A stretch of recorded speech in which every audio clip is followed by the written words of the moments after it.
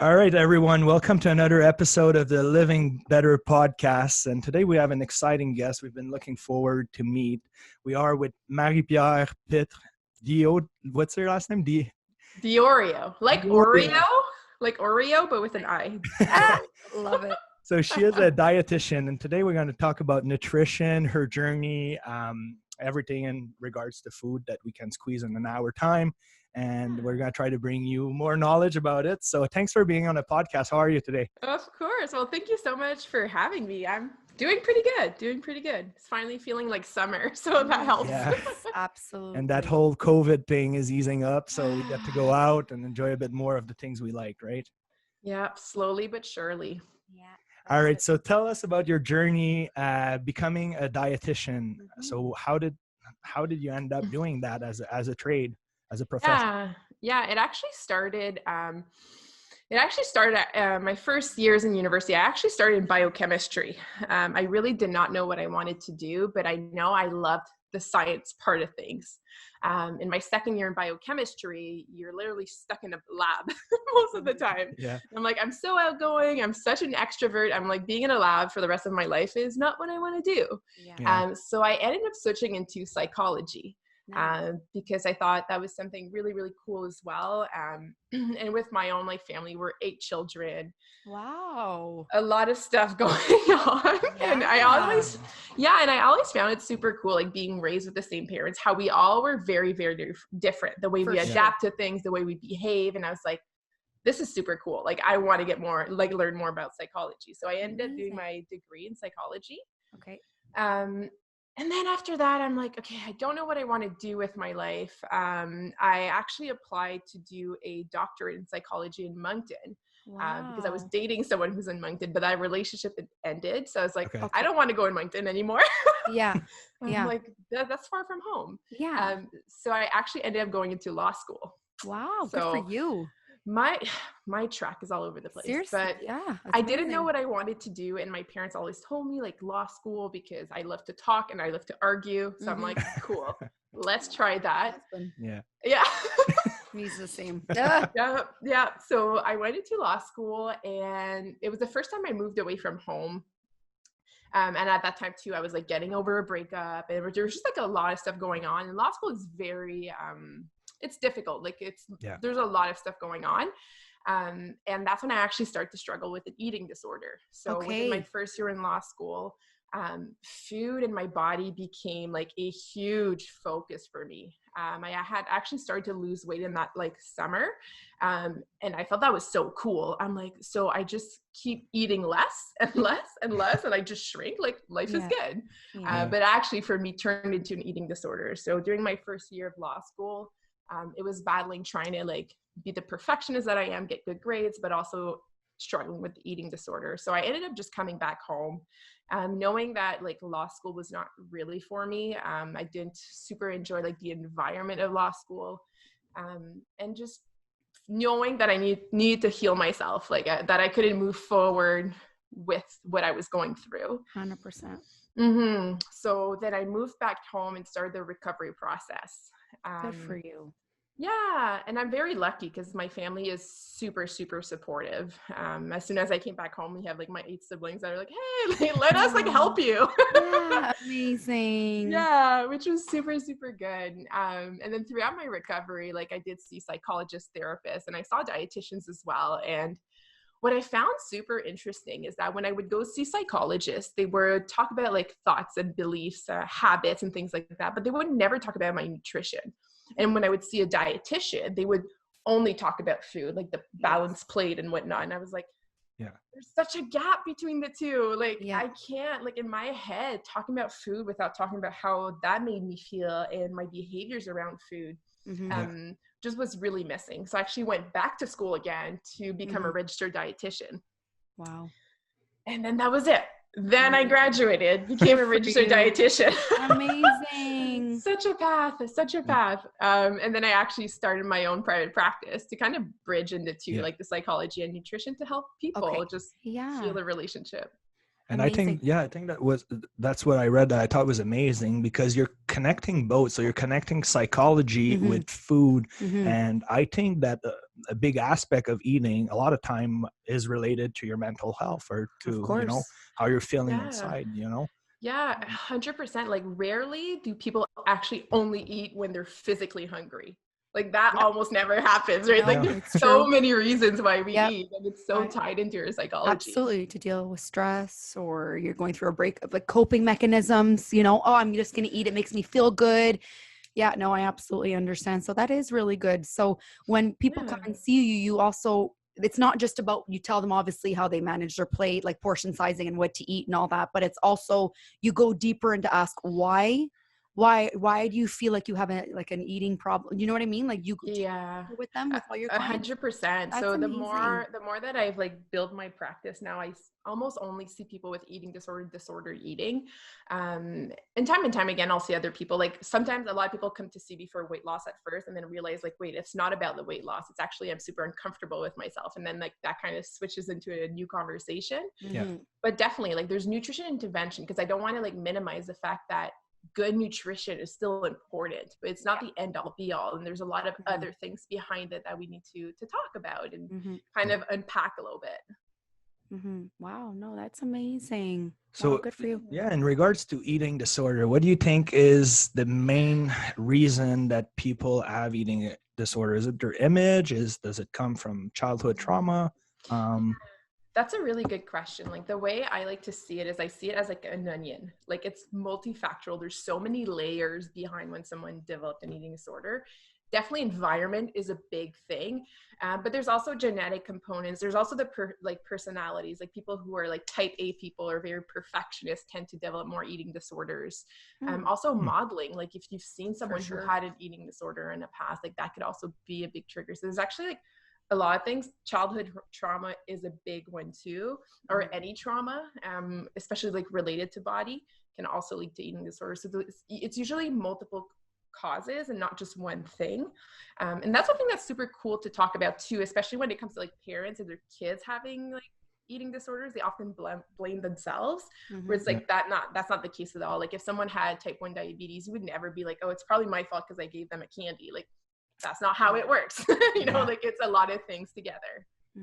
So if we're talking about yourself, so you said when you were in school, you developed an eating disorder. So how did you overcome that? So you were eating less and less and less, losing weight. And then what happened for you to switch or rebalance it out or snap out? Yeah. So it was it was a big journey, because when I started, it was really for that drive of, I felt inadequate with myself. Ending a relationship where it was a very abusive relationship, felt like I gave my all. I felt it. So it's almost like I refocus and being like, well, if I don't feel okay with myself, how about I make my body look a certain way? And once it looked that certain way, like I'll feel better. And this was very subconscious. I don't think I actually put those things together until after. But that was kind of like my way of viewing it. And then as I start to lose weight and feel better, you get a lot of compliments from society, right? Who praises that like weight loss. I'm like, oh my God, you look so good. But what they didn't know is that I was trying to eat 500 calories a day and exercise 7 hours, right? But all you hear is the good stuff. And then from there, so what happened with me is I actually swing the other way. So there was, I think there was like a 4 months of extreme restriction. And then one night, I think I baked, I don't know what I baked. I think it was like granola bars or something. And I ate like the 12 granola bars in one sitting. And I was like, what happened? Like I totally lost control and I totally swung the other way. So it kind of started that way, where from my restriction, I had these like periods. At first it was like once a month, and then it was like every second week. And then it started to become more and more frequent, where I would have this like binge eating to like kind of like my body just needed fuel so much that I would get into these spaces where I would just eat everything that I could. And it's funny because that's only when I thought there was an issue. Like when I was losing weight, I didn't think there was nothing wrong. I was like, this is good. I lost 40 pounds in a month. I'm like, that's cool. 40? It wasn't good.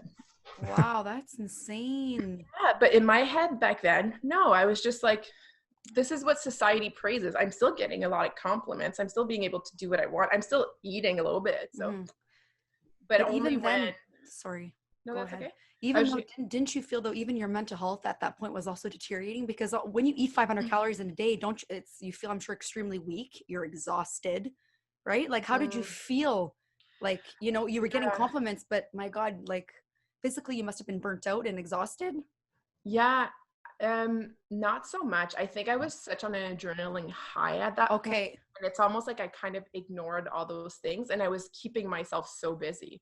Like I was Okay. in law school, I was doing like 12 hours. I was running 5K I was doing so much that I Wow. allowed myself to like slow down. And Wow. until I did, that's when I really felt that like, man, I'm not happy. Like this is not good. Yeah. It's not Wow. happiness right now. I'm actually not able to connect. And even like trying to make friends, like you have friends that's very like surface levels, like you're not really able to have Agreed. connections because Yep. you're not there, like you're not Yeah. nourished, right? Yeah. Yeah. 100%. Wow, that's a Yeah. great journey. Yeah. Yeah, I can definitely get personal with that too. In my personal experience, me, it was Mhm. I would actually make myself throw up, and sometimes still till this day it comes. You know, Yeah. I try my best to control it, but it's still I struggle with that too all the time. When I feel like I overeat, or I think in my mind like if I eat a pizza, I'm gonna gain so much weight. I know it's all in my head, but then my little voice in my head saying, "Okay, go make yourself puke. Go make yourself puke." You know. And then Yeah. going back then deep down, I realized it was because my childhood traumas, there was things that I was dealing with inside. Yeah. That's why I was doing that, you know? Yeah. Yeah. Um, Oh, and I have so much compassion for you. Like purging with that also became one of my coping eventually. But you're right. It's definitely a coping, like that mhm. discomfort that we get. And although like obviously purging is not comfortable, it's a discomfort that you're familiar with. So Yeah. it feels a little bit better than just sitting with it. Yeah. And that's what it is with eating disorders too, is that you're in recovery, you recover, but you're Mhm. still more hypersensitive to all these things. Mhm. So you kind of have to build those boundaries around you to like protect your own energy around these things. Mhm. Mhm. Absolutely. So if we're talking about nutrition, Yeah. Yes. let's obviously I'm not looking for you to give us the ultimate diet or anything, but Mhm. just in regards to food, what's your take on Yeah. food? Like how should people eat in their day-to-day life usually for them to be healthy, for their hormone levels to be optimal, for them to Yeah. function well? Yeah, that's a very difficult question to answer Yeah, because it's very personalized. I exactly. actually saw a picture today that was so great because it was like 3 different plants and they were like they need different amount of sun and amount of waters and temperature. And I was like, that's like humans. Like Yeah. we're Yeah. all different. Like there's not like one all be all. But when it comes to nutrition, like there's still I think some principles to look at. Yeah. Things to nourish your body, things that make us feel good. Like things that you hear, like having a bunch of fruits and vegetables. Like Mhm. Yeah. there is a reason why they're so good. Like they provide Mhm. us with so many micronutrients, Mhm. fiber, water, just a moderation of like a variety of things. So I think when I think of like balanced nutrition, I'll think of like quality of food, I'll think of variety, and I'll think of quantity. So Okay. when we're able to find like a balance between these things, and also knowing that we need to enjoy our foods. Like there's no point in eating kale if you hate kale. Like, Yes. Yeah. like No, there's but it's nothing. true. Yeah. It won't be sustainable for the rest of your life. You know what I mean? If you do it to lose weight, okay. When you lose the weight you want, you didn't like kale in the first place, so you're gonna go back to, So Yeah. it's important to eat, to enjoy what you eat too. It doesn't mean, Yeah, and then it goes back to that there's no one superfood. Like if you're eating kale because you're trying to get vitamin K, well, you can get that in other like foods. Yeah. Like why are you having kale? Like Yeah, you don't no, need true. to. Yeah, good point. Absolutely. Yeah, and I think that's where like when people get stuck in nutrition, and I can totally relate because I think when I first like got into nutrition, I was like, I will know the ultimate key to nutrition and I will know what to do. Yeah. But there's no such things, and I think that's why like diet industry in general are so their marketing is so great because they always sell you that one thing that's now going to help you, whereas Yeah. truly there's none of that. Like it's what we do consistently over time, our relationship to our food, to our body, enjoying food, and all these little things that come into play. Okay, so let me reframe that question. then. Okay. So So yeah, I realized I didn't answer. That's No, okay. that's So- okay. no, it's fine. So why do you think there's a lot more obesity? Obesity today, and there's a lot more people that are overweight nowadays Yeah. compared to before. So what has changed in terms of nutrition that maybe people weren't exposed to as much back then? Yeah, I think there's a lot of things.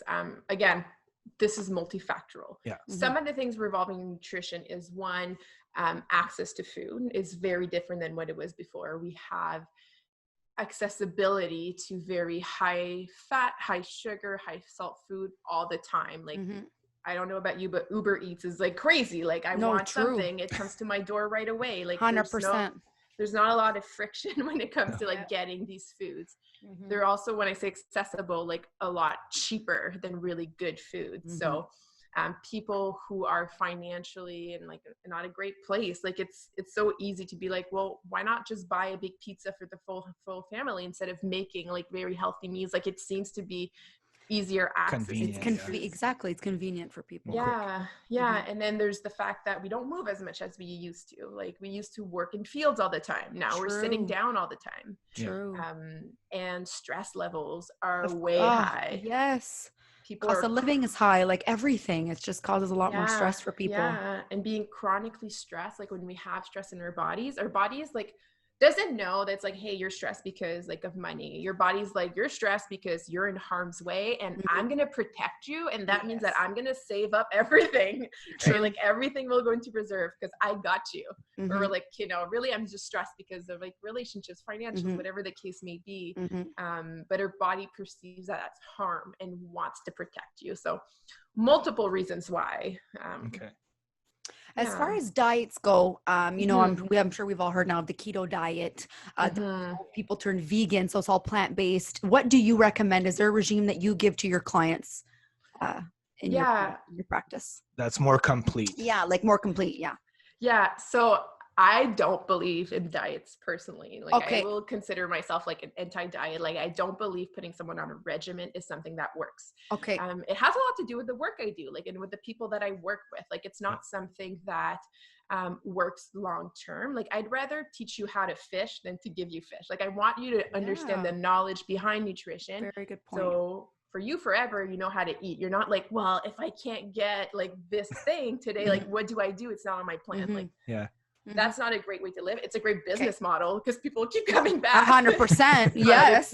It's not, I don't find it ethical. So there's no really diets that I'm like, hey, like, this is what you need to do. Like, I think it's understanding like your personally what you need, your activity level, your stress, your your dislikes.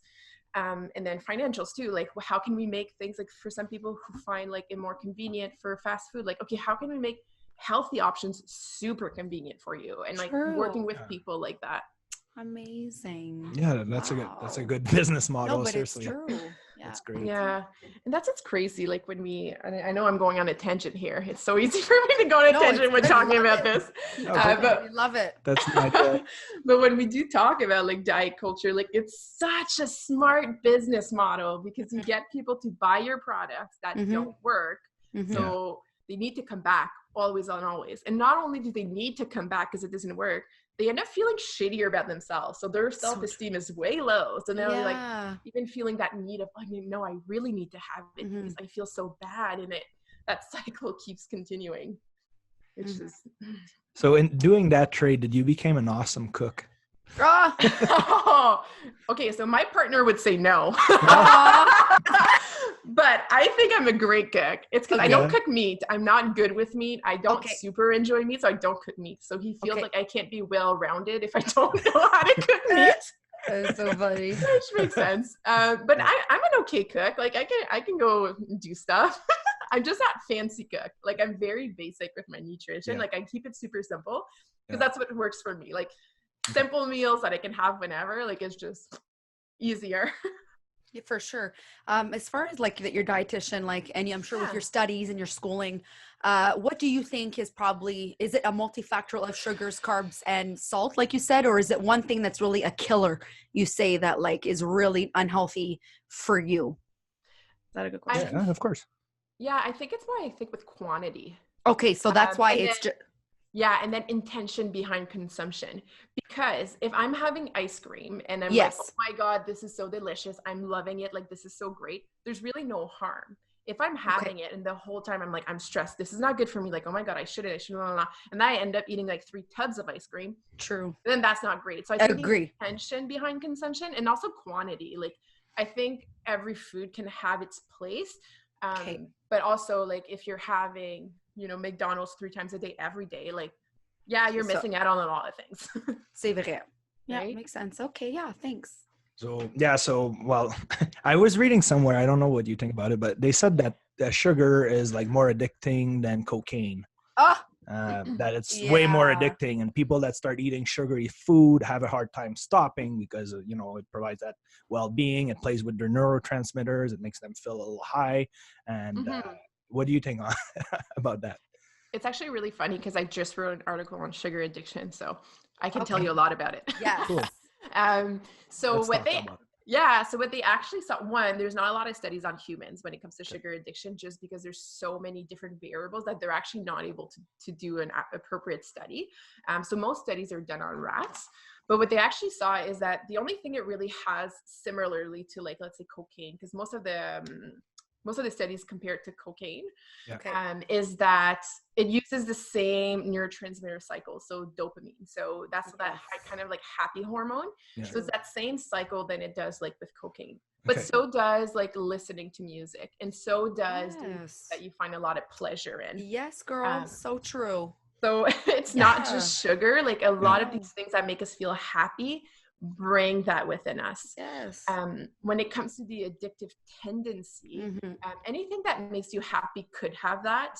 And they weren't able to show that with sugar. So what they were able to show is that they had two groups of rats, one that were able to have sugar all the time. So they had a little pile of sugar in their cage, and they like couldn't care less. They had a little bit, stop, whatever. Okay. And then they had rats that they gave sugar and then deprived them for 30 days and gave them more sugar. And that's when they saw that addictive behavior. Like they could not stop themselves from eating the whole thing. So what they came up, like the conclusion is what creates that addictive behaviors when it comes to food and when it comes to sugar is actually that restriction period of not allowing yourself to have it over time, telling yourself you can't have it. So when you actually do have it, you tend to go all out. And it has to do a lot with like that like last supper mentality of like, ooh, now I get to have it. Like I'm probably not going to allow myself tomorrow. So I need to make like the best out of it right now and like just have it all. Yes. Yeah, no, you're Makes right. so much sense. Yeah. And I think everybody on a diet can totally relate to that, to be like Sunday night dinners. Where you're like, diet start tomorrow, so let me eat like 3 pizzas tonight. Yes, because tomorrow it starts, or 100%. Yeah. You're like, tomorrow I'm depriving myself, and then so it's like it's a normal behavior for us to like, if you know you're not gonna have it, to want to like overdo it right now. Very all or nothing mentality.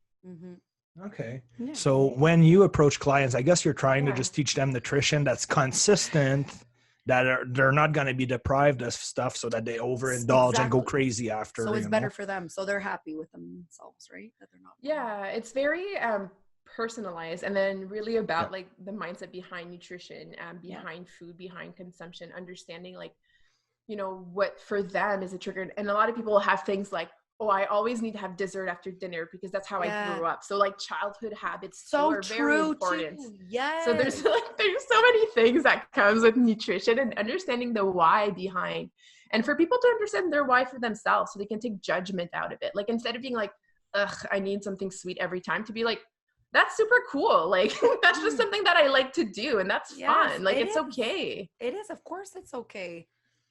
So would you say that like the people that come to you, what are their main goals in general? Like they come to you because of what? They're like they're getting sick because they're too tiny. They want to lose weight. What's the main general approach for clients to come to you? Yeah, so I would say before 90% of people who would come to me would be like, I need to lose weight. I need to lose weight. Like that's mostly the clientele. And I think that has to do a lot with like, that's what people, when they think of like dietitian or when they think of nutrition, they're like weight loss, right? It's very ingrained in our society that when you start to think about nutrition, it's most likely because you want to lose weight, where it's like, no, there's so many other reasons. Nowadays, there's still some people with weight loss, but I advertise myself a lot as like anti-diet and like I don't do weight loss. So a lot of people who come in for weight loss, oftentimes when we dive deeper, it's like, it's not really about weight loss. It's more about like, I don't feel good in my body and I don't trust myself around food. That's also a big one. Not feeling confident with ourselves around food. A lot of people who come to is like binge eating disorder or anorexia, like a lot of eating disorders as well. One or the other, One or the other. And then I'll have a few people who are like, I just I hate that I love food. Like I hate my relationship to food. Like I don't know how to eat without guilt and shame. So a lot of these types of people as well. Mm-hmm. Yeah. Okay. So you work with them to reprogram, rebalance their thought process in regards to their relationship with food and to make them feel better and have something that works for them, right? Yeah, and then understand how to nourish your body. So when you let go of diets, when you let go of like the guilt and the shame, sometimes it can feel like almost like you're left freely and you're like, well, I don't know what to eat now. Like now that there's no rules, like I don't know how. So it's almost like that learning process too of understanding like the basics behind nutrition and nourishing your body. But the mindset part is really important too, in what I do with most people to kind of unpack that a little bit. Because it's hard. Because if you just, because if you give a diet to someone and he's just like super unhappy with himself, and chances are he's not going to stick to it. Like it's not something that's sustainable or fun or really beneficial for that person in general.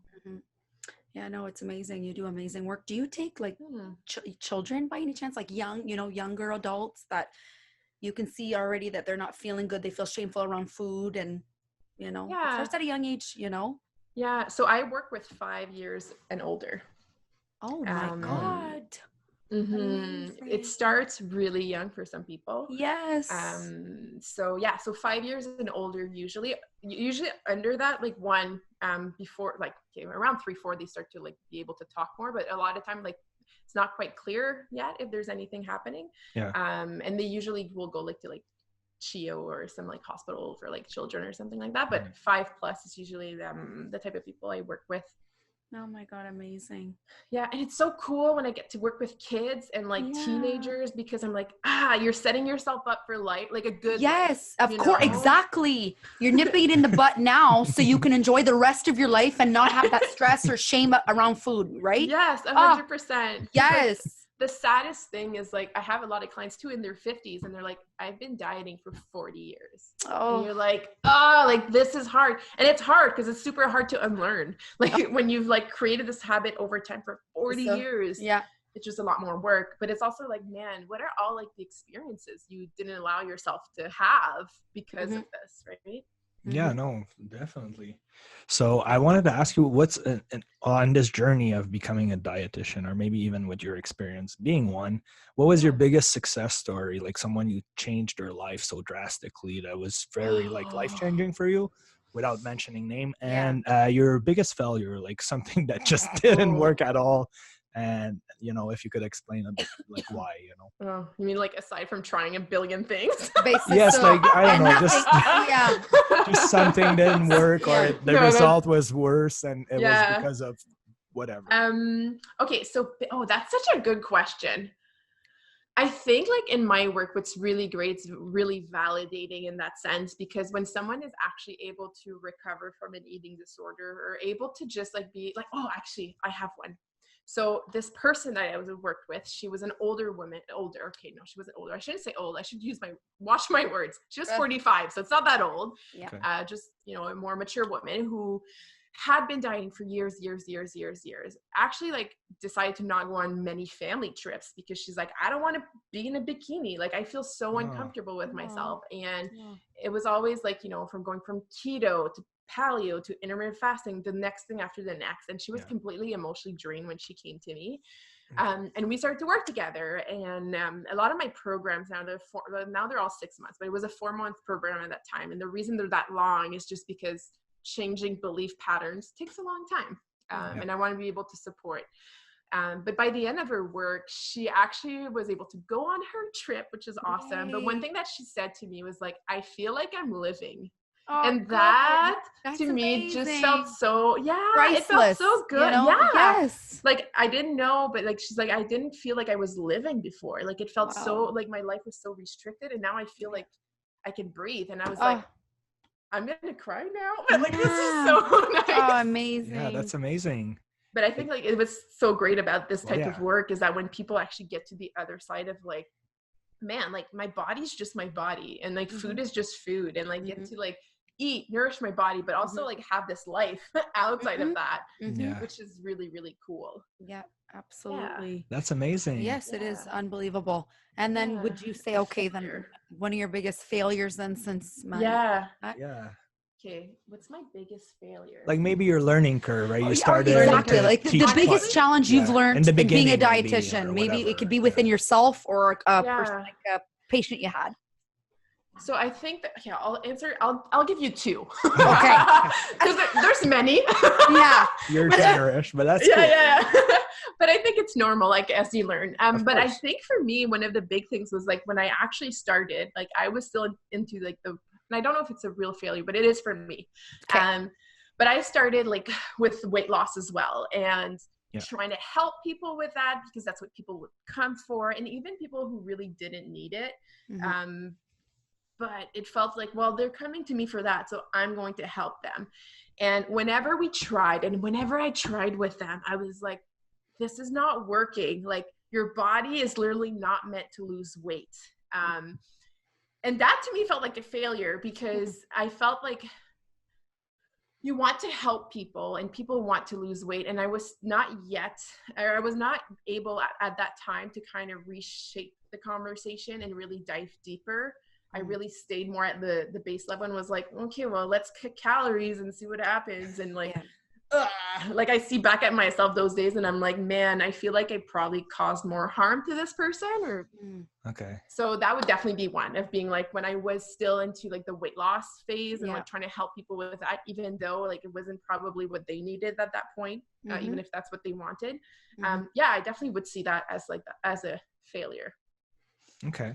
Which is funny because a lot of like the dietitians who are like in the same space as me, like we all started with weight loss. I think it's kind of like part of that journey. Yeah. You helped yourself and now you were there and you're helping others, right? Yeah. Yeah. And like when you get out of school, they're like, help people lose weight. That's what dietitians do. And you're like, not so much though. Yeah.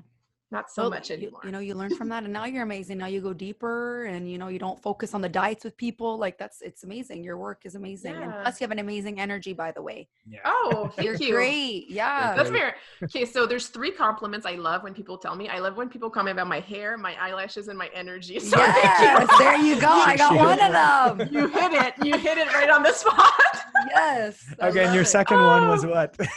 Okay. My second one, I think, was more of like a learning experience for me. Yeah. But that, I think as a perfectionist and someone who like, I try so much and I give so much heart with what I do, but you cannot help everybody. And that is a hard lesson. 100%. Yes. When you're like trying so hard and some people are just not necessarily ready to change or ready to engage or very stuck in their ways, and you can't be that end all be all for everyone. So that was definitely a hard lesson, and like that I took really to heart of like, but what if I did more and more? And now it's like in that same like talk of like protecting my own energy, needing to have boundaries around that. Like if people don't want to, gotta let go. Yeah, I agree 100%.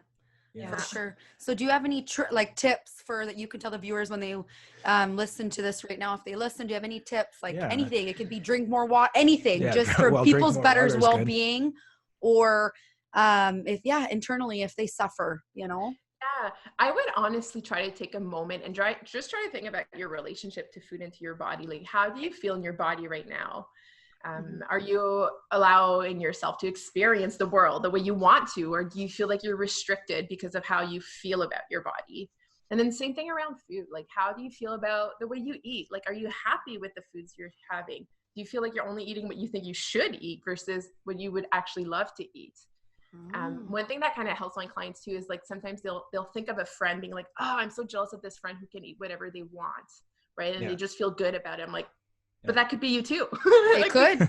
We all have that ability to just eat and then move forward with our day and not having to think about food in our body all the time.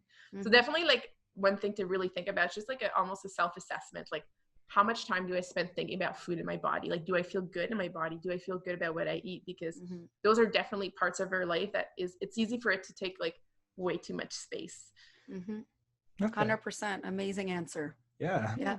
And have you ever worked with high performance athletes? So basically they need their nutrition to do specific things, boost their hormones like testosterone, lower inflammation, all those things that you can tweak and do with proper nutrition. So have you had those high caliber athletes who comes to you like, look, I need a performance diet, like something that will make me perform at my best?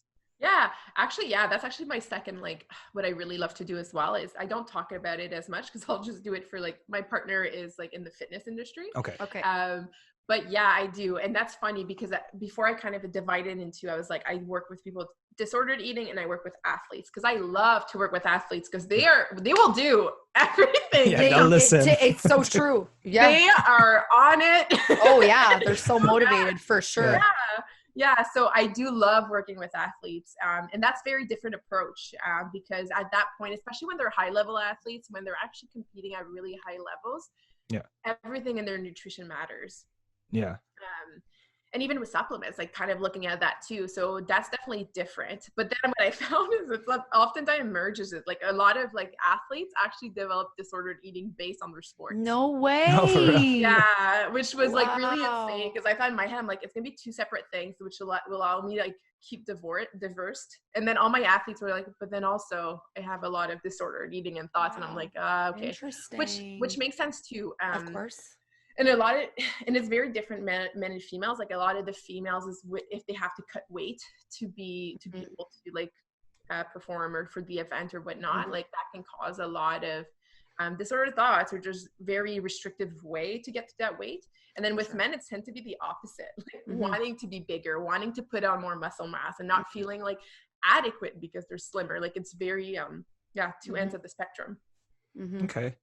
100%. So what's the difference you would say with their diets compared to other people? Like what do you do for an athlete that you wouldn't do for like just someone who just wants to be healthy on a day-to-day basis? Yeah. Would it So be with calories and stuff like that? Or? Definitely. Depending on what the sport is, the macros would be different, especially carbohydrate. Like if we were looking at most athletes, they will need more carbohydrate, especially if they're doing like high speed events or anything like that. That like requires a lot of drive. Yeah. But there's also going to be like intervention, like before and after event, during event, depending how long it is. Like when we look at nutrition for an athlete, it's all in the thought of like optimizing, like how can you perform better? How can we optimize, but also optimizing recovery so you can get hard at it the next day again. Not just for the event, but like to keep you going. Whereas for like just a normal you and I person who just kind of, well, I don't know you, I don't know if you're an athlete or not, but like me, I'm just like, I'm just like, I like to move, but I'm not an athlete. No. It's more about like just optimizing for life. Like I'm not going to be like trying to pre-fuel my workouts because I don't think I really push that hard. You know what I mean? Like, but do you count your macros? Like, do you teach regular people like Matt and I to count? Would you teach us to count our macros, or that's just for athletes? Or do you do it and cup? Yeah. Like you know what I mean? Yeah, I won't do macro counting for the general population. Okay. Because it does get obsessive. That's it. Yeah. And then also because we're so every day, we move differently, we do different things. Like here, I talk a lot with my hands. So when I have a lot of clients in one day, I'm like the whole day, like talking versus I love it. Yeah, where it's like it's an admin day. I'm like just writing down. Like I'm probably not spending like half the That's energy. it. Like yeah, it's so true. So like every day changes. So macros is just a lot more specific, and I don't feel like most of us like really benefit from it. More with like portion sizes, like that I think can like help. Like I don't want people to necessarily measure everything forever, but at least understanding portion sizes for what feels good. But then also being intuitive. Like if my portion size is X, but I come to dinner and I'm like, you know what? Like I'm really not that hungry. It's okay to leave some behind. Yes. There's like another day where I'm like super active because I'm talking all day. I'm like, I need more. And that's also okay. So, okay to finish your plate, you know, or whatever. Have a second plate, even if you're still hungry, right? Yeah. It's kind of understanding. Being more intuitive and like, am I actually hungry versus not hungry? Yeah. Because even if I give you a macro and you're like, but I don't feel hungry. Why would you force food down your throat if you're not hungry? Like, let's just listen to your body because your body knows more than us. Like our bodies are smart. Our bodies has like years and years of evolution. Like we don't need to micromanage it. Mm-hmm. Yeah. But in regards to that, so someone that's overweight, you know, I think that signal is affected in a way that it doesn't shut down to tell them they're full, right?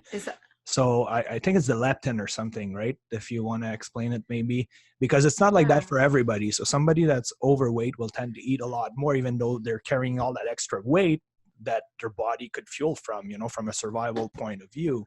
So how does that happen? So what you're saying is interesting because it applies to people who are overweight, but a lot of people who are underweight actually will have that too. If they don't have necessarily enough fat on their body, but also just from years of restricting, we kind of lose touch with those signals. So It's true. it can happen with overeating, with people with overweight, but it can happen in any body depending on like, have you been restricting or not restricting? Mm-hmm. But leptin is an interesting thing. So we have leptin and ghrelin, which is our hunger and satiety hormone. Leptin is our satiety hormone to tell us that we're full. And we tend to hold leptin in our fat tissue. Yeah. So in theory, the more fat you have on your body, the more leptin levels you have as well. Yeah. What happens is our ability to listen is often not there anymore. And it's not just overweight, it's everybody, either because we are go, go, go all the time. We don't really pay attention. Like most of us are not really mindful when we eat. Okay. So our ability to actually listen to our body is not super there. Mm-hmm. Then also the whole ignoring your cues. Like if you're full, but you keep on, like, I don't know if you've ever felt that, like, you eat something, you're like, oh, okay, I'm full. And then you can keep on eating. And then you're like, you don't feel full anymore. And you're like, feels like I could just keep on eating. Yeah. Yes. There's kind 100%. Of like that. Yeah, there's kind of like when you ignore that cue and then your brain's like, okay, so you're not listening to me. So I'm not going to keep sending that cue anymore. And then we kind of move on. So that ability to listen, like if you're able to like listen more and tune into your body more, like that definitely will help to start like being more aware of those hunger and satiety levels. Okay. And as far as like any other tips, like I've also heard too, like you shouldn't eat until you're full, apparently, like, you know, that full feeling in your stomach. Is that true or not true? Like I recommend not waiting to eat. Did you say wait to eat until you're hungry? No, like, yeah. Okay. Oh, yes. That's actually a good one too that I wanted to ask also because it's true. Should you eat when you're not hungry, just snack, or wait till your stomach's starving? And also, when you eat, is it okay to eat and have that full feeling in your stomach, or just eat and you stop before you get too full? Okay. Yes. So two of that. Yeah. Okay. So the first one is, should you wait to eat until you're starving? The reason, the answer is no. Like you should never wait until you're really starving, because what happens then is we get into primal brain and then we tend to overeat. It is so easy to overeat when you wait until you're starving. Okay. You also, like, if we had a scale, so there is this like something called a hunger scale. If 10 is like, oh no, that would be 1. 1 is like super, super starving. Like you need food or you're going to like pass out. You want to get to like a 3 where you're like, could eat, not crazy, like hungry, but also I'm not full. Like I could eat right now. Like you kind of want to stay in that like middle ground. Okay. Same thing the other way around. Like you don't want to get to like Thanksgiving dinner and like having to unbutton your pants because you're like, oh God, I ate way too much. But also like, yeah. So after you eat, I just don't want to come across as like grazing. Like I would still want you to have a meal, feel full, feeling satisfied. Okay. But not just like always snacking throughout the day necessarily. Like we tend to feel fuller on a good meal, and it allows us to kind of swing in like that middle ground, but without going to the extreme of like, oh my God, like I'm so full. Like if you feel like you need to nap every time you eat, that's bad. Not bad. It's just not optimal, because then you have to nap. You're not optimal. Yeah, true. It's not optimal. Yeah. Right? Because like if you need to nap every time you eat, you're just like, your energy's not great. Whereas if you get a place like right before nap time, like you're just like, okay, I'm good, I'm full, like I can keep going for a few hours. Like that's really great. As far as also if people are hungry before going to bed, is that really bad? Or if people are hungry before bed, do you recommend, okay, eat something, a little snack before bed? Yeah. 100%. Like if you are hungry before bed, you can definitely eat. Like your metabolism does not just shut down being like, sorry, like it's past 7, so I'm just going to stop. No, like you can definitely eat. The only thing is just like knowing yourself. Like some people after they eat, like if you have like refluxes or anything like that, like maybe not eat right before bed, because it's probably just going to be uncomfortable. And some people actually don't sleep really well on a full stomach, versus some people sleep super well on an empty stomach. So that's a little bit of more personalized too. Like, how do you feel? Like if you eat right before bed, do you have good sleep or not? Okay, cool. Thank you. Yeah. You're awesome. So just general guidelines before we wrap this up. Like if people want to just generally feel better about their day-to-day life, you know, what would you recommend they tweak in their diet just to start with? like no processed sugar, obviously. Try to stay away from the middle aisles in the grocery store and get the raw food around and cook their own meals instead of, I don't know, buying something pre-made in the freezer. I don't know. Yeah. Yeah. There's a few things I would say. The first one would be like definitely water. Like I know we hear it a lot, but so many people are dehydrated and then confuse that with hunger or get like lightheaded or don't have good energy. And it's like simple as drink enough water. So that one for sure. Definitely increasing veggies and fruits. A lot of us could do with more, especially fiber. So when we think of fiber, we also think of all our whole grains. So like either like whole grain bread, whole grain pasta, whole oats, flax seeds, chia seeds, like Canadians in general. So women should get closer to 28 grams. Men should get closer to 35 grams. Most Canadians get 10 grams. Wow. We're like way low. We're like way low. Of fibers, yeah. Wow. Yeah, and like fiber is so great for our gut. Like it helps us like slow down digestion. It helps with like blood sugar regulation, but also helps like just our gut microbiome. Like we have a whole like living system in our gut, and it feeds on fiber. So if we don't have enough, we're not able to get this very like nice gut microbiome. So that would be a big thing too. So water, increasing fruits, veggies would be great. And then I would say having 3 meals instead of grazing throughout the day. It just helps us feel satisfied and then like move on. Instead of grazing, it's really easy to overeat that way because we're never really satisfied. No, you're not. Exactly. Oh, and then last tip, we need to just enjoy your food. Like that is so important to like enjoy what you're eating. Yeah, we learned that in Greece. That was so amazing. That's awesome. Have you tried like almonds and grapes from the trees? Did we? Not almonds, but we ate, remember, a lot of olives because there's olive trees over there. So we tried different types of olives there. But no, we didn't try the almonds. Okay, next time you go to Greece. Okay. Like you can grab like the almond from the actual tree, so it's not super dry yet. It is like the best thing on this earth. Okay, thanks. See, now you have to go back. Yes. For sure. Back. Yeah, we love traveling. We'll go for sure. And lastly, what do you think you're talking about the gut? What do you think about probiotic? It's not necessary for everybody. It is great on different reasons. Like probiotics, especially like if you're buying probiotics, different strands help with different things. Like if you're looking at like constipation, diarrhea, just promoting like gut health. Certain strands help with different things. So it really depends what you're looking for a probiotic. Oftentimes you can get most of it through food. You actually want to get prebiotic to help like feed the good microbiomes in your gut. But the only time, like if you're taking antibiotic, you're getting a lot of those like probiotics, and then it's cool to add some on.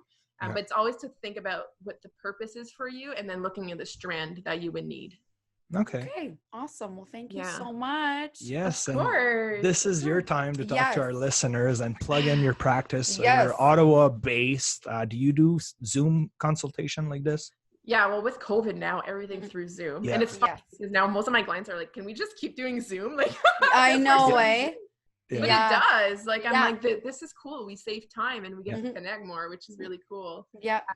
But so I have my practice in Ottawa called the Balanced Dietitian. So I do see people 1-to-1. Okay. Again, most of my people that I see is eating disorder, disordered eating. And then I also have now a online program, which I actually started back in May. So it's fairly new. And that's a 6-month program, but it's more of a group setting, which is super cool. And it's, again, just to help with the relationship with food and your body.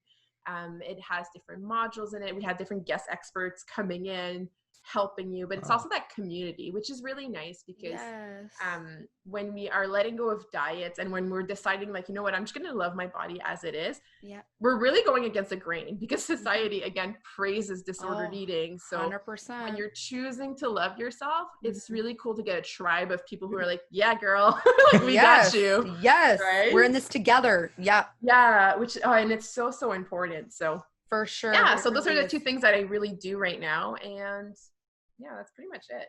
Amazing. So for people who want to be in touch with you, they go to the balancedietitian.com and they can just submit a request quote there or they'll be in touch with you, I guess, and we can. Yeah, we can exactly. do On the- there, you have like the choice between like, do you need more one-to-one services? Are you interested in the online program? The next time we launch will only be in not July, in August. Okay. And then I'll have like a free workshop on emotional eating here and there. And I just like to do different valuing content. So they can also follow me on Instagram at the.balance.dietitian. Okay. I'm like, how do I do it? Yeah. Same thing, but with dots. Okay. And yeah, so I like to do like free workshops and things like that, just to like keep the conversation going around like understanding behaviors and intention behind food, which is super important.